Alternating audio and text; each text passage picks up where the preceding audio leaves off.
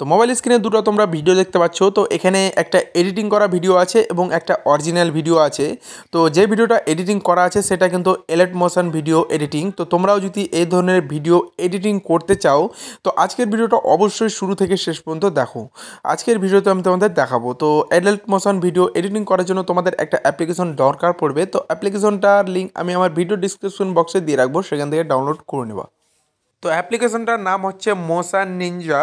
তো application open করার পর এখানে নিউ প্রজেক্টে ক্লিক করে দেবা। এখানে ক্লিক করার পর এখান থেকে ভিডিও সাইজ সিলেক্ট করে নেবা, ঠিক আছে।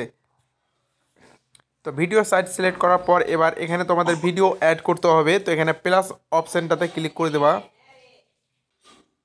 তো ভিডিও সিলেক্ট করার পর এবার তোমাদের যেটা করতে হবে এখানে ভিডিওতে কিন্তু ক্লিক করে দিতে হবে। তো ভিডিওতে ক্লিক করার পর এখানে এডিট একটা অপশান দেখতে পাচ্ছ, এখানে ক্লিক করে দেবা। তারপর এখানে একটা অপশান দেখতে পাবে এফএক্স, তো এই অপশানে ক্লিক করে দেবা। তারপর ওই অপশানে ক্লিক করার পর এবার এখানে একটা অপশান তোমরা পেয়ে যাবে, এভাবে এটা সাইডে সরাবে। তারপর এখানে অপশানটা হচ্ছে ডাইনামিক, তো এই অপশানে ক্লিক করে দেবা। তারপর ওই অপশানে ক্লিক করার পর এভাবে একটু নিচে আসবা, নিচে আসার পর হেড বলে একটা অপশান দেখতে পাচ্ছ, এখানে ক্লিক করে দেবা। তো এখানে ক্লিক করার সাথে সাথে বন্ধুরা দেখতে পাচ্ছ ভিডিওর কোয়ালিটিটা কিন্তু চেঞ্জ হয়ে গেছে, এখানে কালারিং টাইপের হয়ে গেছে এবং এলেট মোশন ভিডিও হয়ে গেছে। তো আমি তোমাদের এবার ভিডিওটা ওপেন করে দেখাবো। তো এবার এখানে ক্লিক করে দিতে হবে, এই রাইট চিহ্ন অপশানটাতে এভাবে ক্লিক করে দিতে হবে। তো ক্লিক করার পর এবার আমি তোমাদের এবার ভিডিওটা ওপেন করে দেখাচ্ছি, ঠিক আছে।